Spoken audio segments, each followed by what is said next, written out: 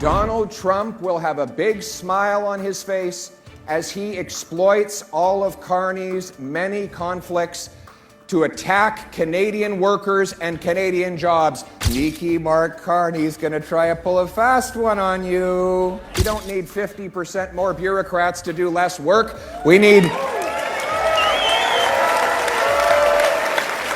going to cut back on the corporate welfare, the big fat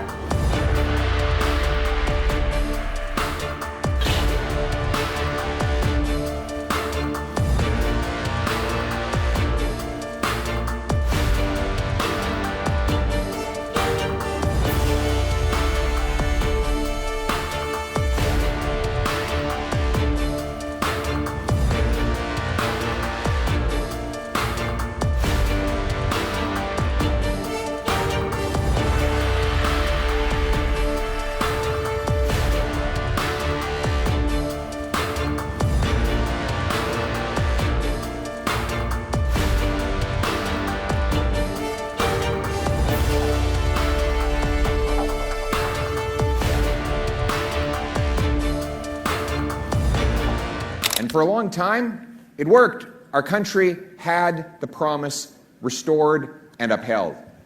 But after 10 years of the Trudeau-Carney Liberals, that promise, like everything else, is broken. Everything costs more. Work doesn't pay. Housing costs have literally doubled. Crime now overtakes our once safe and tranquil streets. And our country has become, and our economy has become so weak that President Trump unjustifiably and wrongly threatens us with tariffs and worse. My friends, we will not put up with this any longer. Canada needs change. Common sense conservatives will bring that change and put Canada first. And now our Liberal friends, after they've caused all this damage, are going to pull a sneaky trick tonight. They're going to try to get elected for a fourth term. By replacing Justin Trudeau with his economic advisor, Mark Carney. Carney's advice drove up taxes, housing costs, and food prices, while he personally profited from moving billions of dollars and thousands of jobs out of Canada to the United States.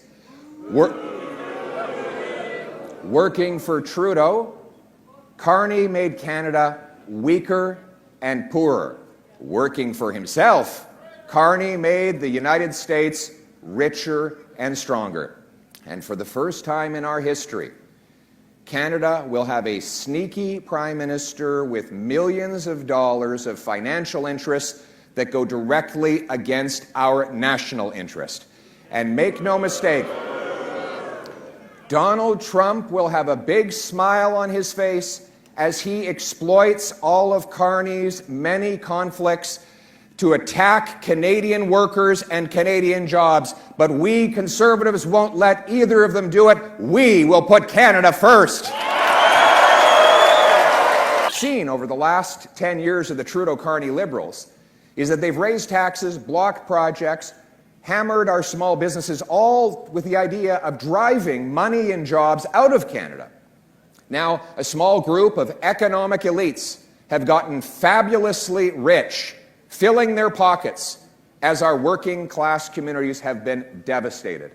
Resource towns look like ghost towns. People have fallen into hopelessness and become addicted to drugs. This approach that sells out our country has allowed for China to send fentanyl into our communities, killing 50,000 people. Bringing it home means that we're going to crack down on the drugs, we're going to secure our borders, we're going to reinvigorate our economy. The Carney-Trudeau Liberals have nearly doubled the cost of government and doubled the national debt. Now they can't borrow all that money, so they had to print it. Mark Carney famously said, "Don't worry about inflation," that we had to be worried about deflation. His concern was that prices might actually go down. Wouldn't that be a terrible thing? maybe for him. His CEO said that the CEO of his company said inflation was good for Brookfield. Of course it is. When billionaires see their assets inflate, they get richer. Meanwhile, the working class sees the purchasing power of their paychecks go down. It's a transfer of wealth from the have-nots to the have-yachts. This is elite economics that Mark Carney has come to incarnate. He calls himself a globalist and an elitist, and he's right about both of those things. But here in Canada, we're going to protect the purchasing power of your money by getting rid of the money-printing deficits. We will cut bureaucracy, consultants, corporate welfare, and foreign aid to bring down deficits, taxes, and inflation for you. If a politician or bureaucrat wants to spend more on one thing, they have to find the savings within their own department. They can't simply pass the bill on to you. That way,